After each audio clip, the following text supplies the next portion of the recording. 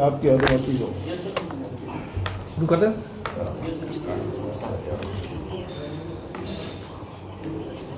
Good morning everyone. On behalf of Chairman Vivekanand Medical Research Trust, I extend a very warm welcome to all of you on this press meet. सभी members, press के members जो electronic media, print media के members यहाँ पर उपस्थित हैं, आप सबका हार्दिक अभिनंदन और हार्दिक स्वागत इस प्रेस मीट पे। आप सबको पता होगा कि विवेकानंद मेडिकल इंस्टीट्यूट ऑलमोस्ट 10 साल पूरे करने जा रहा है। इन 10 सालों में विवेकानंद मेडिकल इंस्टीट्यूट के विवेकानंद हॉस्पिटल ने अनइंटरप्टेड मेडिकल सर्विसेज प्रोवाइड की हैं for the population of most rural part of Himachal Pradesh. और 10 साल पूरे होने पर chairman sir expressed his desire to review the progress of the hospital. We have shown him and told him about various facilities in the hospital. I take this opportunity first to thank, मैं आप सबका धन्यवाद करना चाहता हूं कि आप लोगों ने हमारे साथ बहुत सपोर्ट कर रहे हैं। पिछले कुछ समय से जब भी कोई प्रॉब्लम होती है हमेशा हमसे पहले कंफर्म किया जाता है कि ये ऐसी प्रॉब्लम है आपके हॉस्पिटल में, बताइए कि ये ठीक है।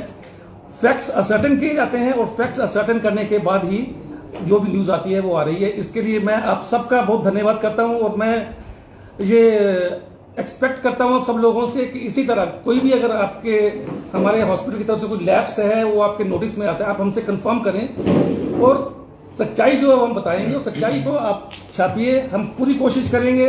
आपके जो कंस्ट्रक्टिव सजेशंस हैं उनको हमने आज तक माना है और सजेशंस को मान के हमने, आप सबको पता होगा जो जो भी आप लोगों ने सजेशन हमें दी हैं, हमने सजेशंस आपकी पूरी करने की कोशिश की है, उसको माना है, उसी हिसाब से हमने अपने अस्पताल को चलाने की कोशिश की है।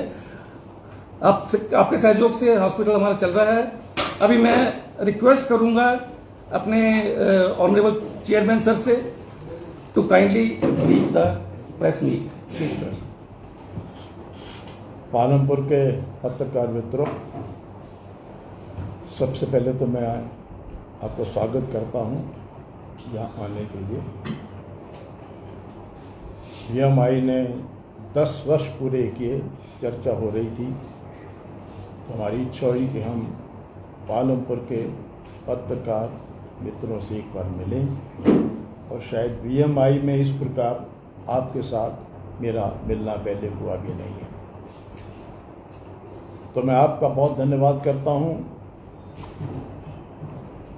ये विवेकानंद ट्रस्ट की 2 संस्थाएं चल रही हैं, एक बन रही है। मैं इस सब के लिए भगवान का धन्यवाद करता हूं। मैं हिमाचल प्रदेश की सरकार का धन्यवाद करता हूं। मैं इसके लिए जनता का और आप सब का भी बहुत बहुत धन्यवाद करता हूं, क्योंकि समय समय पर यहाँ का मीडिया, यहाँ के पत्रकार मित्रों का बहुत बहुत सहयोग हमको मिलता रहा। और मुझे याद आ रहा था सुबह, मैं तो श्री वीरभद्र सिंह जी का भी विशेष धन्यवाद करना चाहता हूँ। शायद आपको पता होगा कि 15 नवंबर 1992 हमने शिलान्यास किया था यहाँ, और शिलान्यास के समय ही कई करोड़ रुपए के प्रॉमिस और 90 लाख रुपए इकट्ठा हुआ था। और हमारे साथ सहयोग करने के लिए अपोलो हॉस्पिटल के डॉक्टर प्रताप रेड्डी यहाँ पर थे।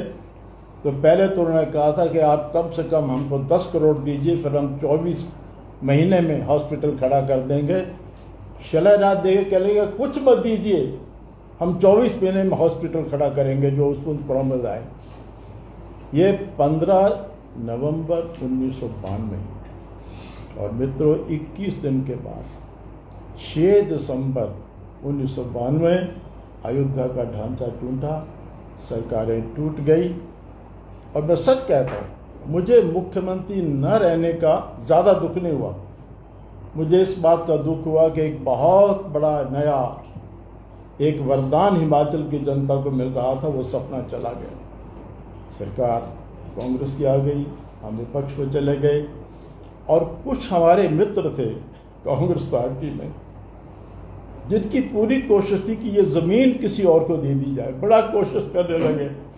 मैं सच में बहुत चिंतित हुआ। मुझे आज भी याद है, मैंने श्री वीरभद्र सिंह जी को कहा आपके घर आना है। मैं उनके घर गया और उनसे मैंने सारी बात की और मैंने कहा उनको कि देखिए ये जो ज़मीन ली है यहाँ पे एक बहुत बढ़िया इस प्रकार का हॉस्पिटल बनाने का मेरा सपना है, ये ज़मीन आप किसी को मत देना। तो मेरे साथ बड़े निकट के संबंध थे। पहले तो हंसी में कहने लगे कि आपको लगता है कि आपकी सरकार दोबारा आएगी? मैंने कहा वीरभद्र सिंह जी कल किसने देखा, पता नहीं किसकी सरकार कब आएगी। कहने लगे बिल्कुल ठीक है। उठे, हाथ मिलाया मेरे साथ, क्या लगा मेरा प्रॉमिस है। हालांकि मुझ पर बड़ा दबाव है, लेकिन ये ज़मीन हम किसी को नहीं देंगे। और उसके बाद हालात बदले, हम आए, दोबारा ट्रस्ट बना, तो आज यहाँ पर ये सारा कुछ जो बन रहा है, हमारा सपना साकार हो रहा है। मैं उसके लिए जनता का और उन सब का धन्यवाद करता हूँ। और फिर हमने जनता को रिक्वेस्ट की कि हमें सहयोग दो, तो 23 करोड़ रुपये इकट्ठा हुआ। छोटे से हिमाचल से, छोटे से प्रदेश में 23 करोड़ रुपये, और उसमें से शायद 7 करोड़ रुपया केवल हिमाचल का था, बाकी बाहर का था। उस धन से हमने निर्माण शुरू किया और देखिए 23 करोड़ रुपए से शुरू किया हुआ आज लगभग 70-80 करोड़ रुपए की 3 संस्थाएं, 2 चल रही हैं, 1 बन रही है। जन सहयोग से, छोटे से हिमाचल के छोटे से पालमपुर में जनता के सहयोग से लगभग 70-80 करोड़ रुपए की परियोजनाएं खड़ी करना बहुत बड़ी बात है।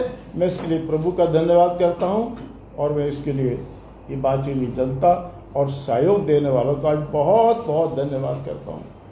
मित्रों, मुझे कितनी खुशी होती है आप कल्पना नहीं कर सकते, सचमुच कल्पना नहीं कर सकते। जब मैं सोचता हूं कि कभी मैं दिल की बीमारी होने पर इलाज के लिए अमेरिका गया था, स्टंट डाला था मुझे, आज वो इलाज पालमपुर में हो रहा है। मैं बहुत बहुत अपने आप को भाग्यशाली समझता हूँ। मैं प्रभु का धन्यवाद करता हूँ। जिस इलाज के लिए, जो इलाज तब भारत में कहीं अच्छा नहीं था, इसलिए मुझे अमेरिका में ह्यूस्टन में लेके गए, आज वो इलाज पालमपुर में हो रहा है। एंजियोप्लास्टी हो रही है, बहुत सी एंजियोप्लास्टी हो चुकी है यहाँ पर। तो मैं तो आप मित्रों के साथ अपनी खुशी बांटने के लिए आपको बुलाया है। मुझे बहुत प्रसन्नता है कि ये 3 इंस्टीट्यूशन खड़ी हुई हैं, लोगों ने हमारा सहयोग किया है और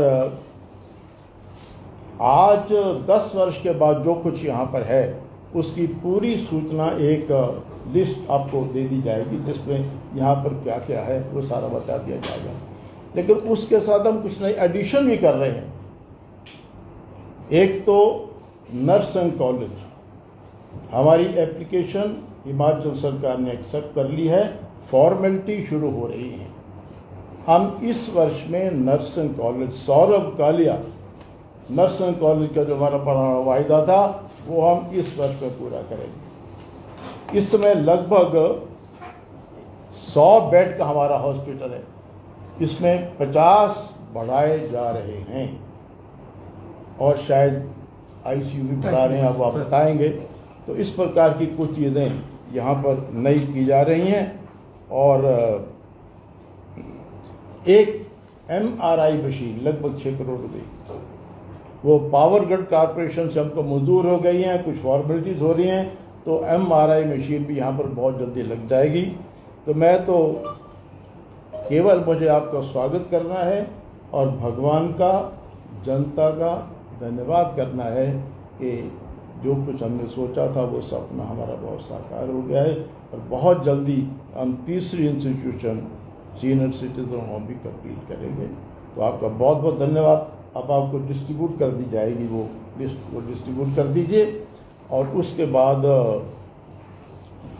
जो जो हम चीज़ें बढ़ा रहे हैं, इसमें शायद आईसीयू भी बढ़ा रहे हैं, कुछ बढ़ा है, उस बारे में डॉक्टर दुबे आपको विस्तार से बता देंगे। और बाकी जो कुछ आज यहाँ पर है उसकी पूरी सूचना, कितने डिपार्टमेंट हमारे पास हैं, क्या है, ये सारी सूचना हम आपको दे रहे हैं। और जैसे डॉक्टर दुबे ने कहा, मैं भी आपका धन्यवाद करता हूँ कि देखिए यहाँ पर लगभग 300 एम्प्लॉइज हैं, 360 360 360 एम्प्लॉई हैं और 50 डॉक्टर्स हैं सर। प्रतिदिन 200-250 ओपीडी होता है, तो कहीं पर को कमी रह सकती है, रहेगी। जहाँ व्यक्ति काम करेगा वहाँ कमी भी रहेगी। जब हम चलेंगे दौड़ेंगे तो ठोकर लगेगी, अगर लेट जाएं तो कभी ठोकर नहीं लगेगी। तो अगर कभी आपको कोई कमी लगे आप इनको बताइए, हमें बताइए, हम आपका धन्यवाद करेंगे, उसको ठीक करेंगे, क्योंकि हम ये चाहते हैं कि हमारी इस इंस्टीट्यूशन किसी प्रकार की कोई कमी न रहे। तो वो सहयोग आपका मिलता रहता है। हम कोशिश करेंगे कि आपकी बताई हुई जो भी कमी है उसको पूरा करेंगे। तो मुझे तो आपसे इतनी बात करनी थी, जो हम एडिशन कर रहे हैं बेड वगैरह की, उस बारे में ICU की, वो डॉक्टर दुबे आपको थोड़ा बता देंगे।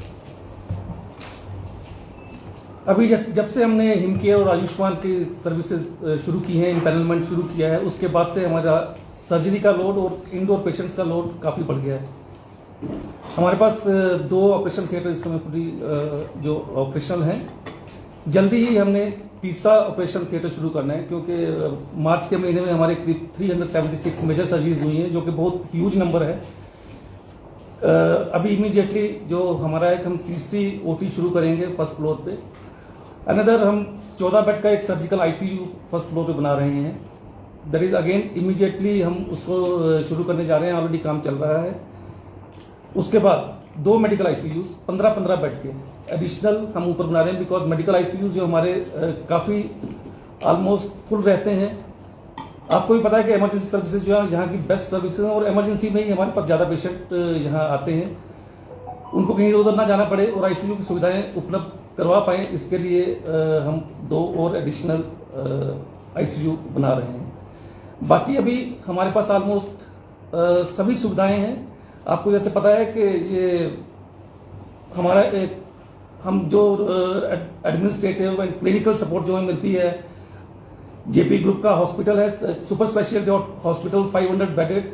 हमारे स्पेशलिस्ट कॉन्स्टेंटली उनके साथ वीडियो कॉन्फ्रेंसिंग के साथ या टेली मेडिसिन के साथ जुड़े रहते हैं, और कुछ भी प्रॉब्लम जहां हमें लगती है कि हमें उनकी सुविधाएं चाहिए, उनसे हम कंसल्ट करते हैं। और उनके डॉक्टर्स भी जब भी हमें जरूरत पड़ती है, बीच बीच में हम उनके डॉक्टर्स को भी बुलाते रहते हैं, वो डॉक्टर्स भी आके हमारा सहयोग करते हैं।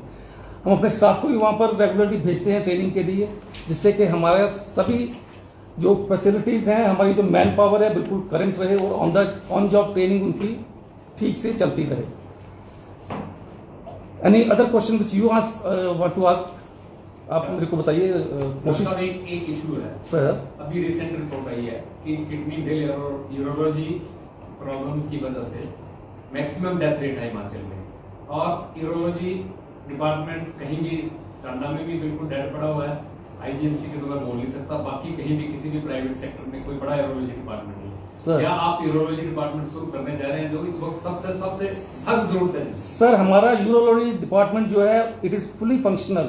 पिछले महीने हमने 376 यूरोलॉजी की सर्जरी की है, ठीक है, और ऑल मेजर सर्जरीज जो है वो हमारे ही हॉस्पिटल में हो रही हैं।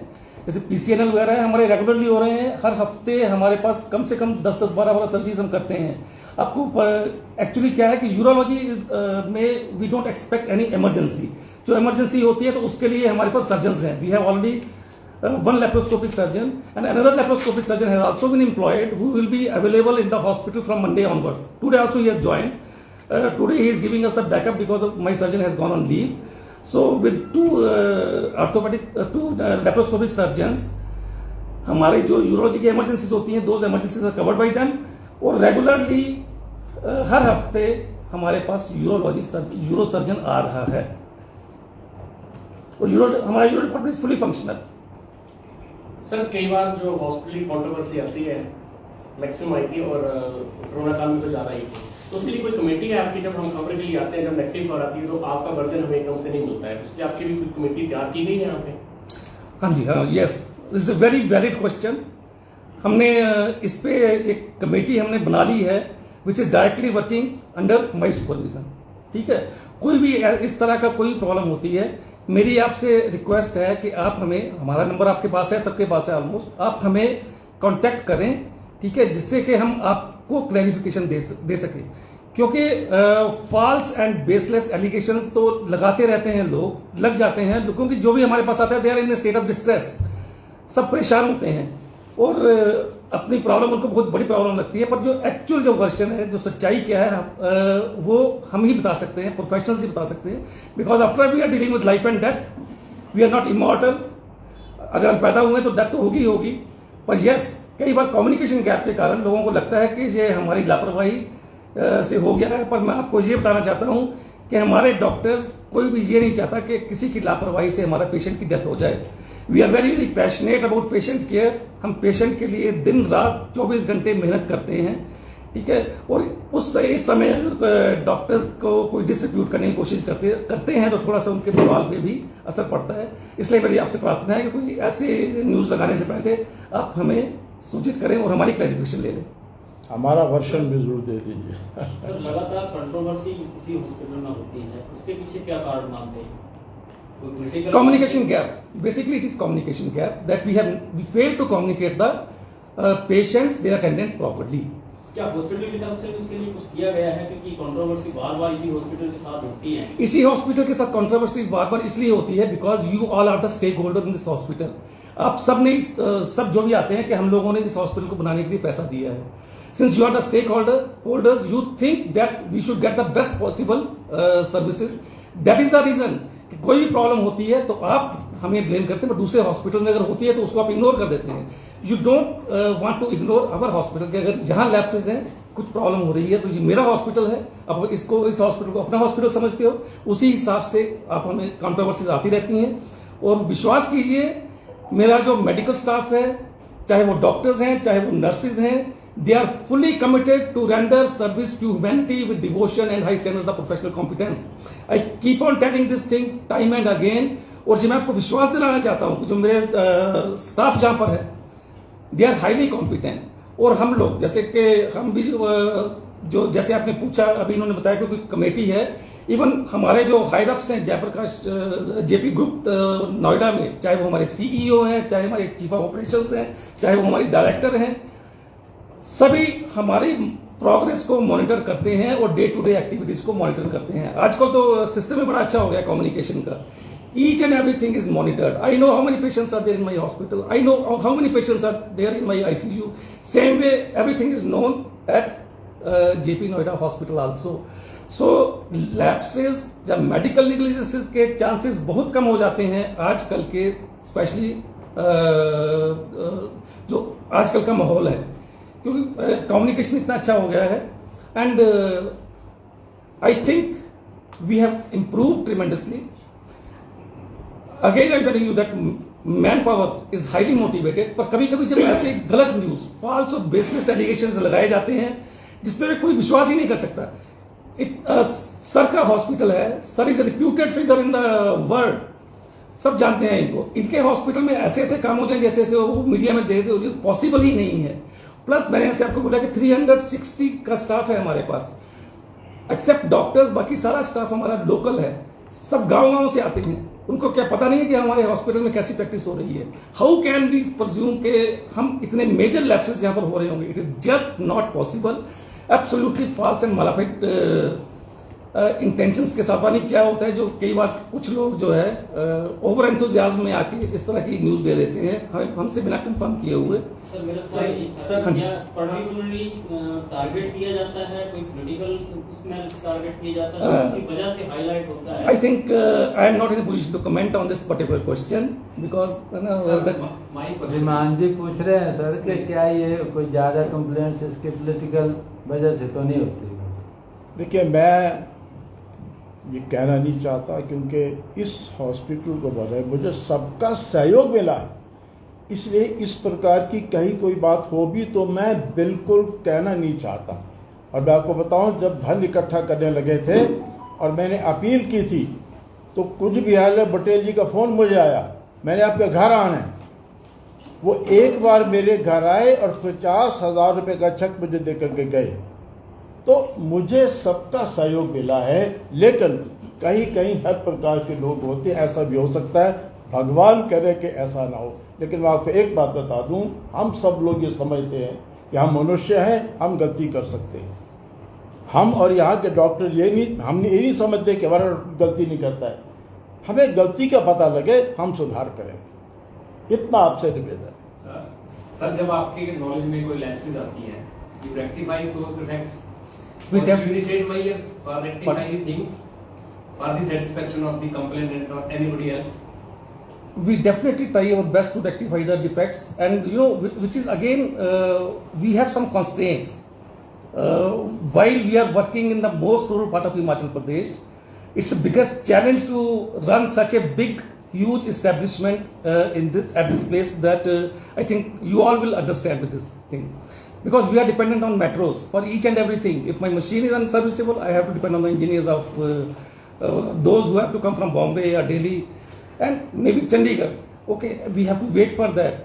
Though we have standby system with us, but at times this system also fails. Okay, so with the availability of resources, all the resources which are available with us, we try our best to resolve the lapses. And we, as sir has very rightly said, that it is difficult to give the perfection because we are dealing with human beings. We are not dealing with the machineries. We are dealing with human beings, and human beings is a complex machinery by itself. But we are trying our best to resolve the issues whatever are brought to our notice. And as I have said that in case something is there, our doors are always open. I am available 24/7. This is my second inning. For 34 years I have served in Indian Air Force. Government of India has looked after me very well. Now I have joined this place. I personally feel that I owe something to the organization, to the country, to the people, to the society. So whatever little I can do with the blessings of our chairman and all the management, I will try to do my best. Doctor साहब, एक अपने health card में Himachal government ने शुरू किया है, जिनकी 5-5 लाख रुपए, ठीक है। जब आपके कोई गरीब कस्टमर पेशेंट यहाँ पे आता है तो बोलते हैं हमारे यहाँ जो मेडिसिन है हमको वो अपने मेडिसिन शॉप से लेना पड़ती है, हमारे जो टेस्ट है उनको टेस्ट करवाना पड़ते हैं, हमारे खर्च बढ़ जाते हैं। तो हेल्थ कार्ड का भी स्टैंड कर रहा है, तो उनको कितनी फैसिलिटीज मिली? ओपीडी फैसिलिटीज जो है वो हेल्थ कार्ड में कवर नहीं है। जो भी ओपीडी सर्विसेज हैं, जो आईपीडी सर्विसेज हैं, जब पेशेंट हमारे पास एक बार एडमिट हो गया उसकी हमारी रिस्पॉन्सिबिलिटी है। पर जब आउट पेशेंट डिपार्टमेंट है तो अगर उसने अल्ट्रासाउंड करवाने हैं तो अल्ट्रासाउंड के पैसे लगेंगे, ठीक है। कोई भी टेस्ट करवाने हैं उसके टेस्ट हिमकेयर में नहीं है, हिमकेयर में ओपीडी फैसिलिटी नहीं है सर, सिर्फ ईसीएचएस में, ex serviceman contributory health scheme में। हाँ जी, किसी में भी कवर नहीं होगा। ईसीएचएस में इसका